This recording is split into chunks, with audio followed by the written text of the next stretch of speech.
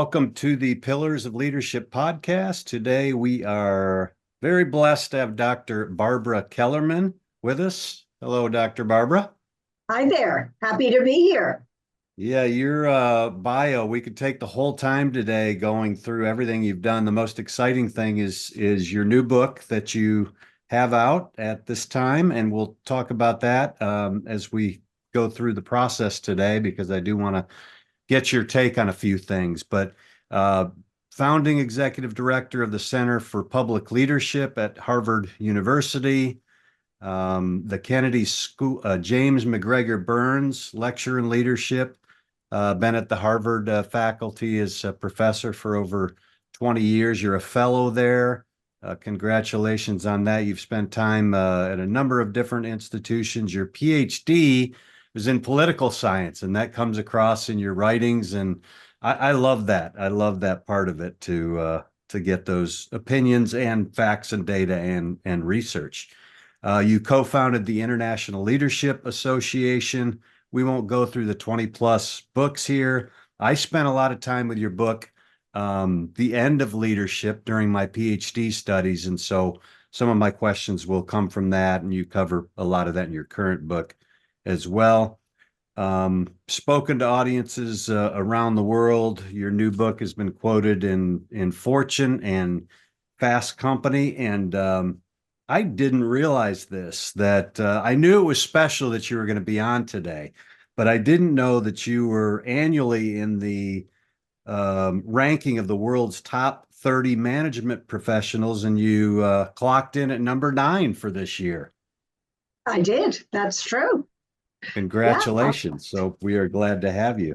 Anything to add that you want to highlight? No, I think, though, I want to clarify, you're absolutely right. My PhD is in political science, and I do look at leadership in politics, domestic politics, international politics, Chinese politics, Russian politics, you name it.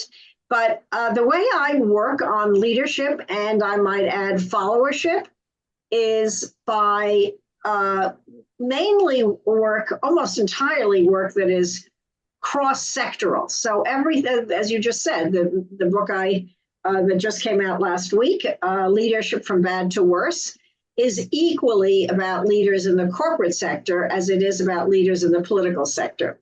So almost all of what I talk about and write about is really applicable across the board. Are there differences between political leaders and corporate leaders and religious leaders and educational leaders and leaders in the military? You name it, of course. But the way I look at it is it's the similarities that outweigh the differences, although I give great importance to context. So just so your audience knows that it's not just politics. You name leadership, you name power and authority and influence, and I'm interested wherever it is situated. Absolutely. I did want to ask you, what if you go back and rewind the clock, what brought about this passion for leadership and then followership as well? Yeah, I think it's autobiographical. I remember even as a girl being interested in power dynamics among little girls. Why are some girls more powerful than others? And I think it was fostered by my home. There were conversations over the dinner table about politics. But it's also true that when I got to Yale, now this was many years ago, I was stunned to find that they didn't really have in political science a literature on leadership. They had something called elite studies, but they didn't consider the individual as an agent of change. Now, I don't think many individuals are agents of change, but some of them are. And there are power relationships between and among people. So I started this work at Yale, and then I just hung in there. And you're lucky if you find an intellect or any passion, but in this case, an intellectual passion. And the deeper I dug, the more interested I became. And I have never lost interest in power dynamics, although, as you intimated earlier, as one of us said, I am now as interested in followers and followership as I am in leaders and leadership. You cannot have a leader without at least a single follower. And it's that dynamic that now immensely interests me.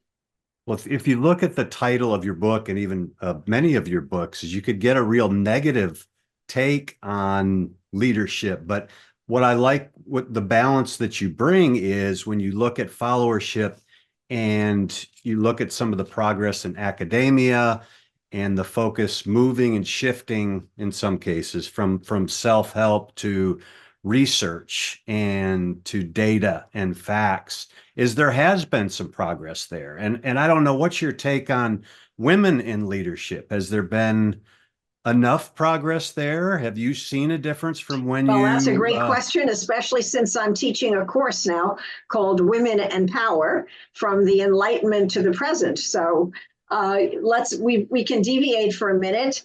My answer, in leadership, you often need to hold two apparently contradictory ideas in your head at the same time.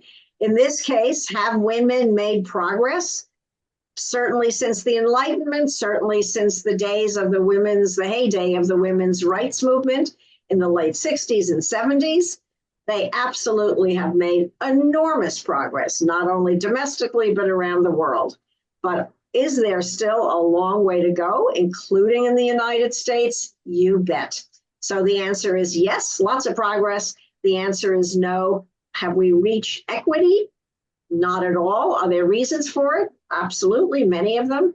But just to stay with that for a moment, the answer is maybe confusingly, but that's, when you're doing leadership, you gotta think broad. So the answer is yes, we've made progress. No, we are not near equity.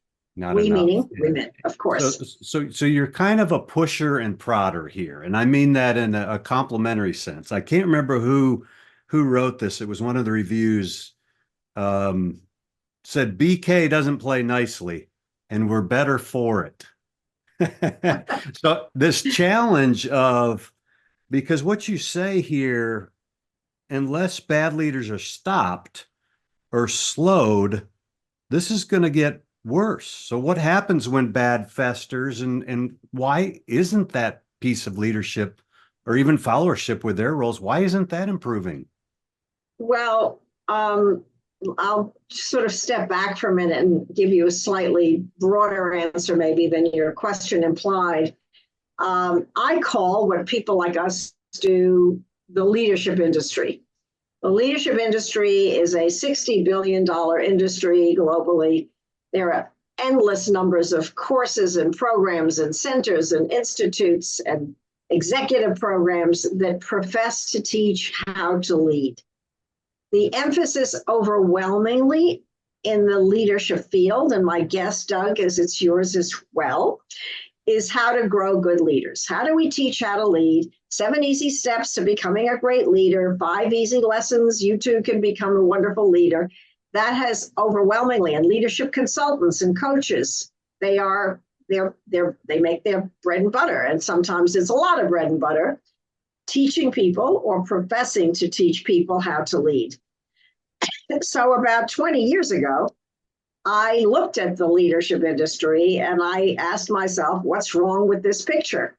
And I wrote a very short essay called Hitler's Ghost, a Manifesto. And it was essentially coming to grips with the fact that although my field, most of the people, overwhelmingly the people in my field, focused on how to develop good leaders, the world, as in the real world, to wit, the resignation of a bunch of executives at Boeing today, in the real world, there are a lot of leaders who are not good. So how do I define not good? How do I define bad? A very quick and simple answer is you can be bad because you're ineffective, or you can be bad because you're unethical. Are there a lot of leaders out there who are ineffective? You bet. Are there a lot of leaders out there who are unethical? You bet. Why then does the leadership industry focus excessively, if not obsessively, on the sunny side of the street without addressing the dark side of the street?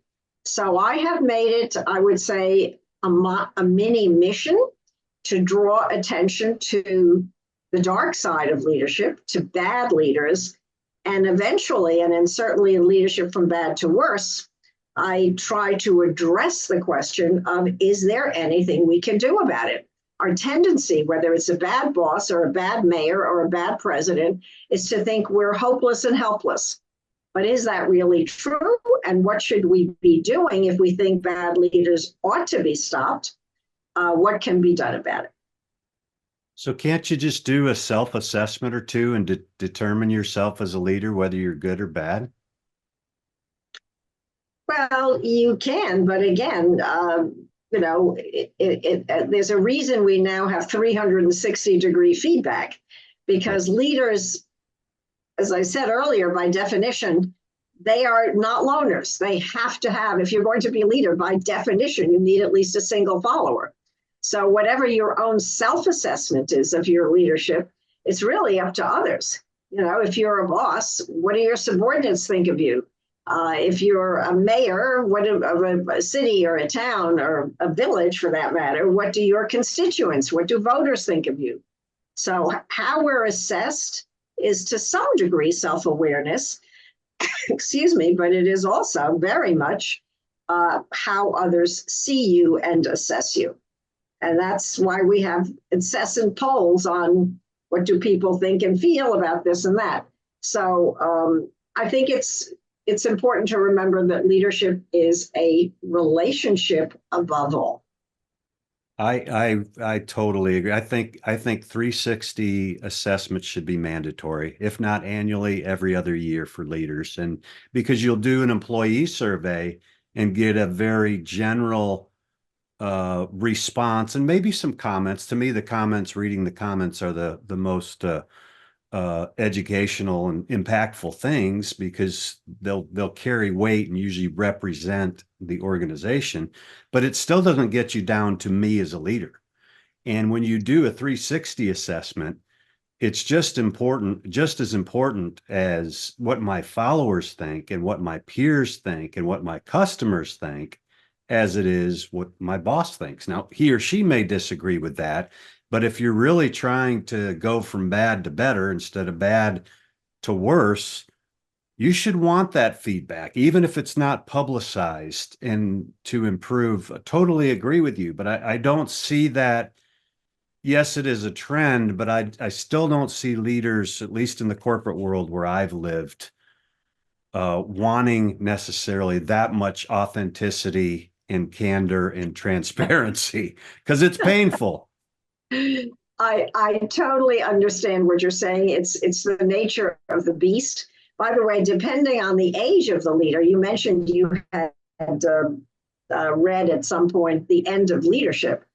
That book is all about changes in the relationship between leaders and followers. So I'm now, by the way, talking about leaders in countries such as the United States. Believe me, I'm not talking about leaders and followers in China or in Russia. But in the United States and in most liberal democracies, there's been a change in the relationship between leaders and followers. There used to be no such thing as 360-degree feedback. It used to be that when I walked into a classroom, I was addressed without question as either Dr. Kellerman or Professor Kellerman. Now my students are as likely to call me Barbara. So the relationship between people in positions of authority, whether it's a teacher in a classroom, whether it's at the high school level or the college level, whether it's a boss or a CEO, those relationships have changed. They have become, in many ways, more equal. I don't know if you followed the story where the head of NBC announced that they were going to bring on Ronna McDaniel, who was the former head of the Republican National Committee. And what happened at MSNBC, even maybe more than NBC, is that people, very prominent people, such as Chuck Todd, a well-known anchor, Rachel Maddow, a well-known anchor, they said, no way in hell are we going to tolerate Ronna McDaniel. So, in other words, people, so-called followers who were expected to go along, employees, constituents, voters, they're more difficult to deal with now than they used to be. They're less likely to go along. So to your point, to circle back to your 360-degree feedback point, which is very well taken, especially bosses in their 40s, 50s, and 60s, they remember a time when there was no such thing. What? My subordinates are reviewing me. I don't want that. I don't like it. And under the best of circumstances, it's not easy to hear negative things. And I think especially for people of a certain age, they are not used to that, not used to the idea that their subordinates have license to criticize them. And it's not easy.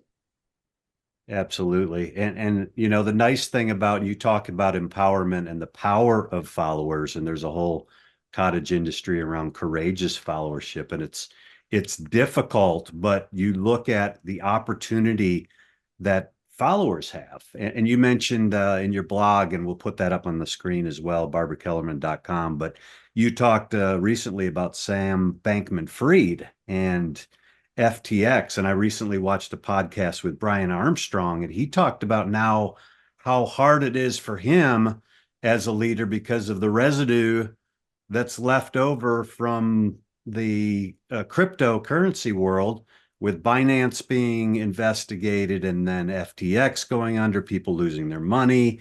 And so now you've got a 3 to 5 to 10 year recovery, even though Bitcoin now is on the in the ETF world, but you've got a recovery stage or phase, and you talk about phases in your book. It's going to take time to recover because people, I think you said in End of Leadership, and I haven't seen the latest research, but only 7% of followers trust their leaders. I'm sure it hasn't improved a whole lot. Well, you know, Doug, that in the United States, levels of trust in every institution, in every sector of leadership, business, media, religion, education, even the military, which is generally still relatively or comparatively high, trust in institutions and in people who run them has tanked in recent decades. If you go back to the early 1960s, it's pretty much a straight shot down. So that the numbers are now in single digits, including of formerly revered institutions such as the Supreme Court. The numbers are really, the levels of trust in even such an enterprise as the Supreme Court or in leaders in domains such as religion, they have also, and in the military, as I just said, they have also dropped.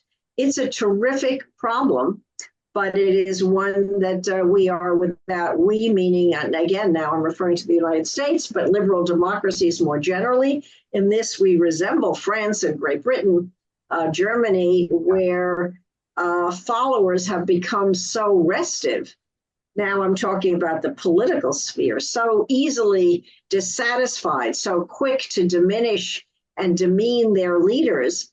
The question of how to govern wisely and well in a country in which followers are so not only, again, divided, but so reluctant to go along, that's really an issue for a country such as the United States, which has prided itself on being a liberal democracy, but where people now have a hard time agreeing on how to move ahead and are very, very quick to diminish the other side.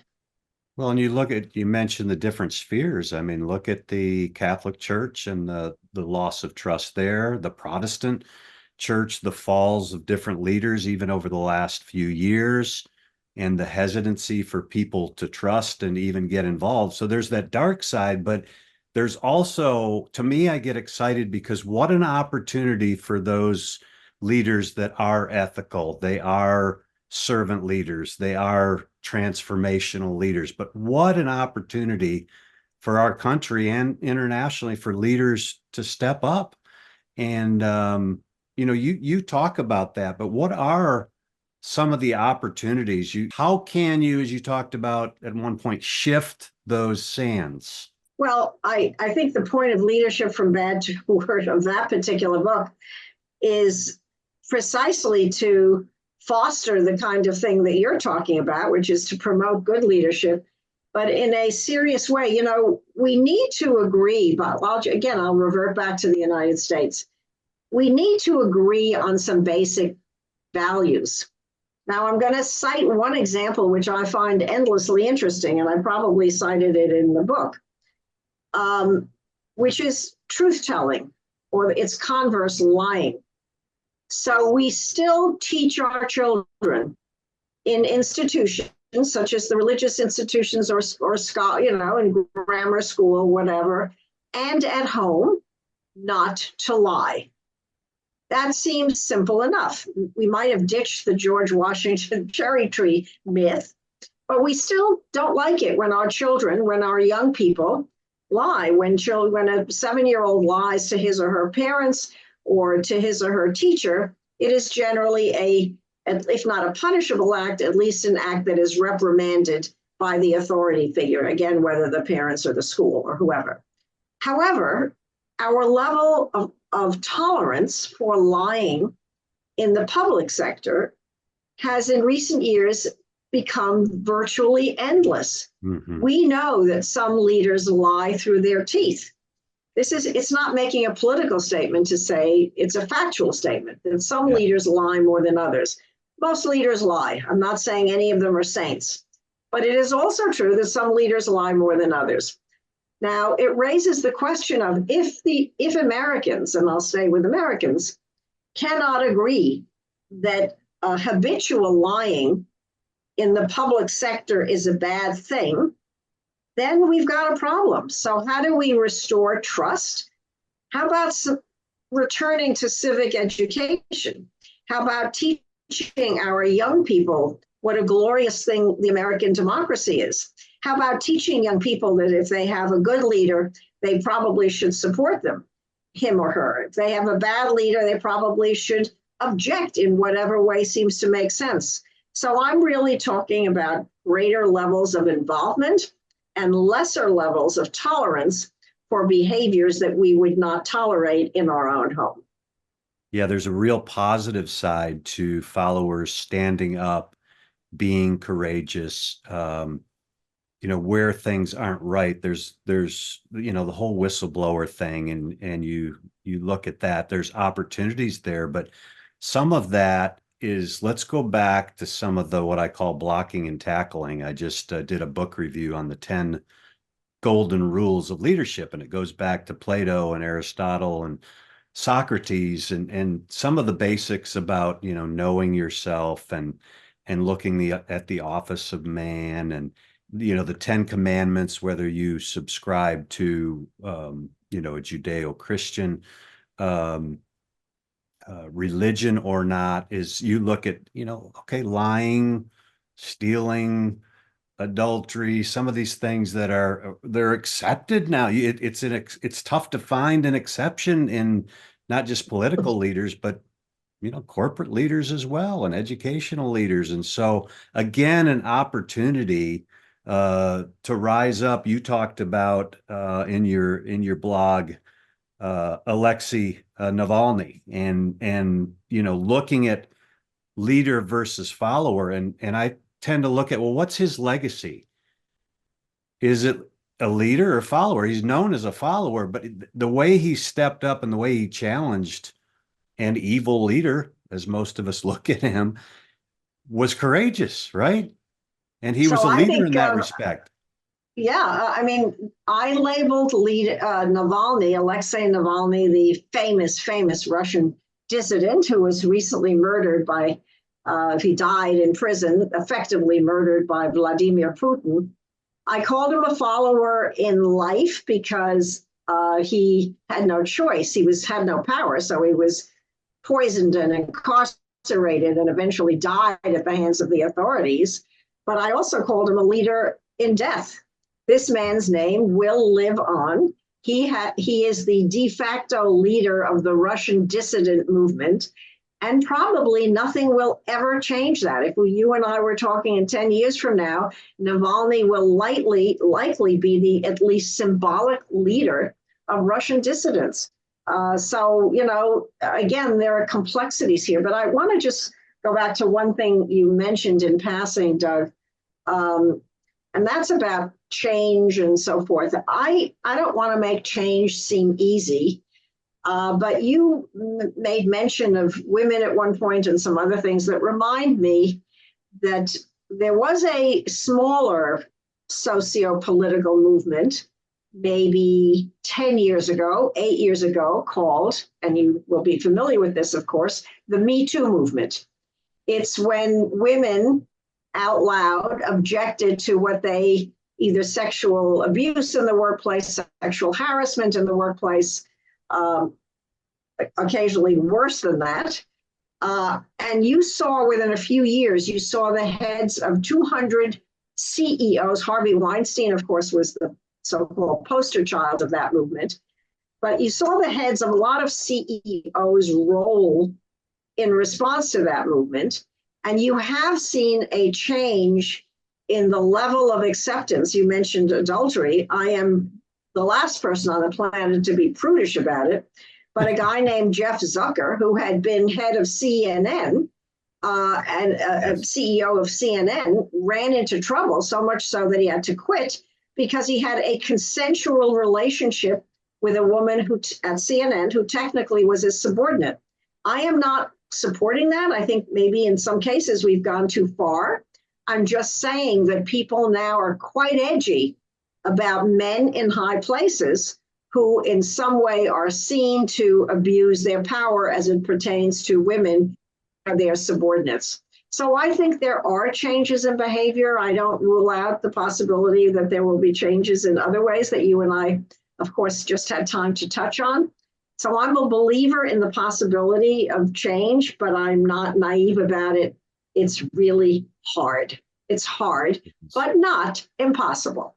But you look at, and I challenge people because we tend to over politicize, and immediately when you hear about a movement, you jump to your side of the aisle. And I'm guilty myself as well. But, looking at the motivation, and even if you go back to, we won't get into the details of motivation of some of the movements, is it all pure? No. But are there good results that come from some of those movements? There's a whole leadership outing right now going on in a place called International House of Prayer. And it is a movement where there was some sexual abuse. And so there'll be certain leaders that will sweep that under the rug for protection purposes. And then there'll be other leaders that are trying to expose it. And so you'll see these factions, even in a religious or Christian environment, going at each other. But you look at, as a follower, the power that you do have to expose. What is your legacy? Okay. So I've had that in the corporate world where I've had to expose some things and it cost me dearly. And so you've got to look at what you're willing to sacrifice and consider the cost. But what I love about your work is, and I want to show you one thing because I know we've got to go. There has been a lot of progress in this whole concept of followership, and I'm really excited about it. I've done some research on it. There has been progress, and I attribute it to you, Ira Shalev, Dr. Reggio, and others. If you look at leader-centric theories and follower-centric theories, and granted, you'll see followership on the bottom right, and it's small, albeit small, but we're seeing an influence here where there's a shift, and it's not a seismic shift, but you'll see leaders and the opportunities for authentic, transparent, servant leaders, spiritual leaders even. And what an opportunity for leaders to step up. And so I hope people will pick up your book and they won't focus on, gosh, she is negative here, or what was the comment we talked about? You don't play nicely. Well, thank goodness, because I think you said we need a complete overhaul. It's time to have some urgency for leaders to step up. Well, it is, and it's also time for followers to realize they do have some power. They're not powered by, at least in most cases. There are situations in which followers really have no power, but then they need to think about how to get some. But I will, maybe my last little didactic point here is that I never, ever anymore think of leadership as about a single individual. And I came up with this phrase maybe a decade ago. I wrote an article for a journal called Daedalus, and I think the title of the article was Leadership. It's not a person, it's a system. So to your listeners, I would suggest they reconceive the conception of leadership. And instead of being just about the leader, it's really about three parts. Each of the three parts is equal in importance. It's not as if one is more important. Part one is the leader. This is not to dismiss the leader, the importance of the leader. Part two is the followers. It is absolutely to highlight the importance of the followers. But there's a third part as well, and that third part is context. You cannot understand leadership and followership, Yes. let's say in Russia, or let's say in 2024, if you're thinking of it only in terms of your own experience. Leaders and followers in Russia must be seen in the context of Russian history, Russian ideology, Russian politics, Russian culture. Leadership and followership in 2024 cannot be interpreted as we would 5 years ago, not to speak of 50 or 500 years ago. So leaders, followers, context, they constitute the leadership system. Each of those three parts is of equal importance. I love, and you talk about you had to choose carefully the word bad leaders and bad followers, because it doesn't mean evil. It doesn't mean inferior or corrupt. It might mean ineffective or unethical, but you had to choose a word. And I like the word that you choose. And you talk about some of the bad followers, there's categories. We won't talk about it today, but the isolates, the bystanders, the participants, the activists, and the diehards. I encourage people to look at those and shift yourself, because we're followers 85% of the time. None of us get to be leaders 100% of the time. So shift yourself from being isolated and bystanding to a participant and a dieharded and committed to a cause, not just committed to a leader. But I just appreciate your work so much and hope the trend continues. And I wish you well with your book. We'll make sure that we have the information here. People can get leadership from bad to worse and get to your blog. Dr. Barbara Kellerman, thank you so much for your time. And I know you're busy. Keep at it. And it's not in vain. Thank you so much, Doug. I appreciate the invitation and the chance to have a conversation with you. Take good care. Bye. Bye-bye. Bye.